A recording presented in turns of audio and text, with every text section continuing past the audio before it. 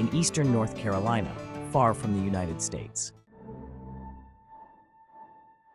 Mexico border, a congressional race, has placed immigration at the heart of the debate. Despite its distance from the border, the contest between incumbent Democrat Representative Don Davis and his Republican challenger, retired Army Colonel Lori Buckhout, is shaping up to be a test of the Democratic Party's stance on immigration. Buckhout has made border security her top priority, frequently mentioning it in interviews, and her campaign ads heavily focus on immigration. Meanwhile, Davis, rather than shying away, is confronting the issue head-on, emphasizing in his ads that he has visited the border 3 times and highlighting his votes in Congress to increase border security. Though immigration might seem out of place in a district with a small Latino population and a predominantly rural economy, the issue has become a major talking point, reflecting a national trend. Republicans are linking immigration to broader concerns like the economy and drug trafficking, particularly fentanyl, resonating with local voters. Former President Bill Clinton recently campaigned for Davis and other Democrats, countering Republican attacks by highlighting the Obama administration's record on deportations, arguing it was tougher than Donald Trump's approach on illegal immigration. Clinton also refuted claims that Biden and Harris are advocating for open borders. Davis's strategy mirrors that of other Democrats who have taken a more aggressive stance on immigration to counter Republican attacks. In this pivotal race, the focus remains on immigration, but other national issues, such as abortion, are also playing a role. Buckhout has positioned herself as pro-life, but supports standard exceptions, distancing herself from more extreme Republican views like a national abortion ban. While Buckhout has aligned herself with Trump's immigration policies, she maintains her campaign is separate from controversial Republican gubernatorial candidate Mark Robinson, whose personal issues are raising concerns about the impact on other Republicans. As the race heats up, immigration remains at the forefront, with both candidates sticking closely to their party's script as they seek to sway voters in this tightly contested district. Former President Donald Trump recently held a rally in Greensboro, North Carolina, seeking to reassure Republicans about his standing in the state as early voting numbers roll in. Despite tight polling between Trump and Vice President Kamala Harris, Republicans are encouraged by early voting data, especially lower than expected turnout from Black voters, a typically Democratic group. Trump, emphasizing Harris's perceived polling struggles, claimed she was cratering and accused her of not being active enough in her campaign. While North Carolina's polling averages remain close, Trump's team is optimistic due to stronger than expected early GOP voting, especially compared to 2020, when Trump had discouraged early voting. This year, Trump's campaign has actively promoted early voting, with Trump himself casting his ballot early. Some Democrats downplayed the early voting numbers, attributing lower turnout to differences from the 2020 election, which saw record participation due to the pandemic. They also noted increased turnout in key areas like Raleigh and Greensboro, suggesting it's too early to draw conclusions. Republicans, however, feel confident Trump is gaining ground. Local GOP leaders believe he's on track to solidify his lead, with some predicting that Trump may soon shift focus to other battleground states.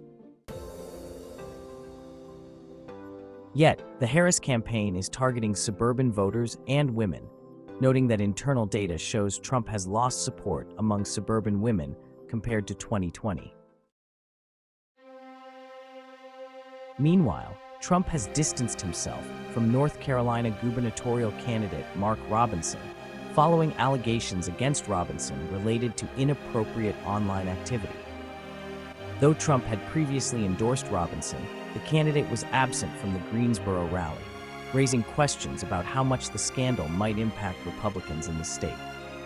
As North Carolina remains a critical battleground, the race is shaping up to be a key indicator of both Trump's and Harris's prospects for victory as Election Day nears. Dems sound alarm over Harris's struggles with youth vote in Arizona. In the 2020 election, young voters in Arizona played a key role in flipping the state for President Joe Biden. However, Democrats are concerned that Vice President Kamala Harris is facing challenges among this group in the 2024 race, particularly as former President Donald Trump gains ground with younger voters. Harris's difficulties are most pronounced in the West, where young Latinos, who make up over 40% of newly eligible voters, could be pivotal. Polling shows a concerning trend for Harris. While she leads Trump among 18 to 29-year-olds, she is underperforming compared to other Democrats on the ticket, such as Senate candidate Ruben Gallego, who enjoys stronger support among younger voters. This disparity is a red flag for Democrats, as no modern Democratic presidential candidate has won without securing at least 60% of the youth vote, a benchmark Biden reached in 2020. A significant issue Harris faces is voter disillusionment. Many young voters feel disconnected from the political system and skeptical about the impact of voting. Despite the Biden-Harris administration's achievements, particularly on issues like Medicare and climate change, young people are frustrated by what they perceive as a lack of meaningful change in their daily lives. In response, the Harris campaign has been focusing on engaging youth through grassroots efforts, including outreach at college campuses, concerts, and digital platforms like Instagram and TikTok. Meanwhile, Trump's campaign has also intensified its efforts to connect with younger voters, especially through outreach to young men and Latino voters. Both campaigns are targeting this key demographic as the election nears, hoping to sway undecided voters in the final stretch. Despite Harris's challenges, her campaign remains optimistic, believing that there is still time to win over younger voters who are just starting to tune in. However, with polls showing a tight race in Arizona, her ability to galvanize youth support will be critical to her success in the state. The 2024 U.S. presidential race is echoing familiar notes from Donald Trump's 2016 campaign, as the former president embraces a controversial approach, focusing on masculinity and using locker room talk to connect with voters. During a recent rally, Trump shared a crude story about the late golfer Arnold Palmer, a moment that spotlighted his strategy of appealing to those uncomfortable with modern sexual and political norms. Trump's use of vulgarity, particularly when referencing Palmer's physical attributes, has drawn attention, but hasn't triggered the backlash he faced in 2016. Back then, his comments from the Access Hollywood tape sparked outrage, with some Republican leaders distancing themselves from him. Today, similar remarks are met with far less resistance, highlighting how Trump's persona and rhetoric have become a normalized, if divisive, feature of his political brand. This shift reflects broader cultural and political trends. Trump's remarks are part of a campaign narrative that taps into concerns about changing gender dynamics and societal norms. With his rhetoric, he seeks to energize supporters who feel alienated by political correctness, especially among young male voters and those aligned with the conservative Barstool crowd. Trump's allies, like Ralph Reed of the Faith and Freedom Coalition, acknowledge that while some voters of faith may not agree with his language, it's an integral part of his appeal. The perception of Trump as an entertainer, unrestrained by traditional political decorum, is a central feature of his enduring popularity with certain segments of the electorate.